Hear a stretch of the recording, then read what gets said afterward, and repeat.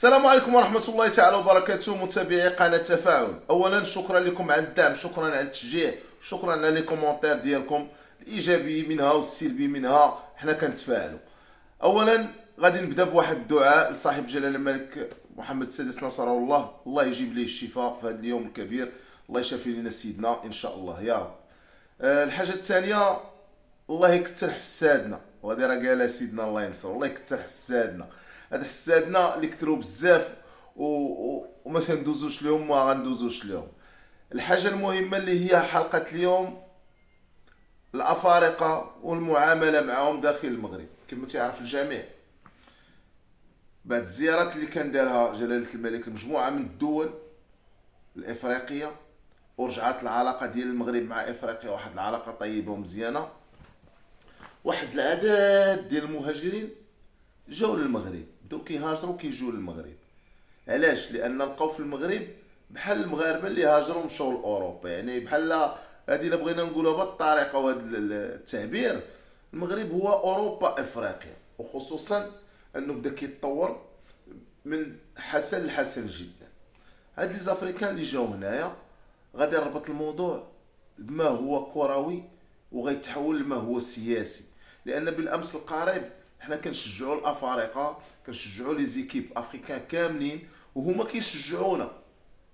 ف واحد الفريق اللي تقسينا معاه وخسرنا معاه في المقابله الاخيره، الجمهور ديالو، وبين قوسين ماشي كاع الجمهور وماشي كاع السينيغاليين، راه باش نعرفوا راه المغرب والسنغال راه واحد العلاقات وطيده كبيره كبيره بزاف، وتاريخ قديم عندنا مع السنغاليين.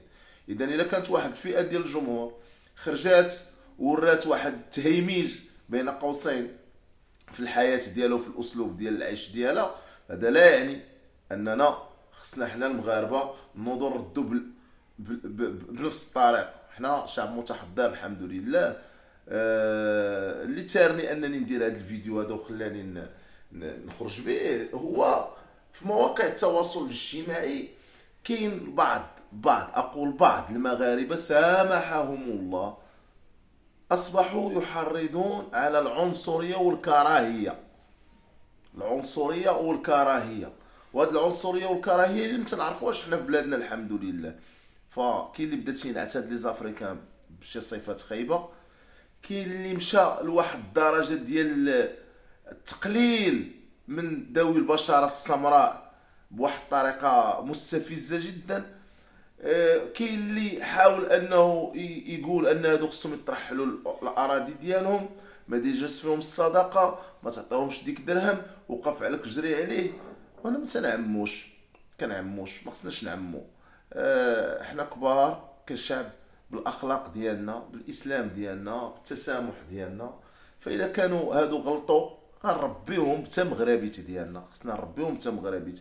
لا داعي اننا نبداو نبارطاجيو ميساجات اللي كتحث على الكراهيه، كتحث على راه المغرب كاين في افريقيا وافريقيا في المغرب، احب من احب وكره من كره، كلنا كنبقاو افارقه من افريقيا ومن شمال افريقيا، الور حنا في نفس القاره. بالتالي فخص الاوضاع السياسيه تصلح مع مجموعه ديال الدول باش يقدروا نكونوا افريقيا قاره موحده، وقاره اللي هي عندها طموحات ديالها وعندها اهداف كتمنى توصل لها بالشعوب ديالها.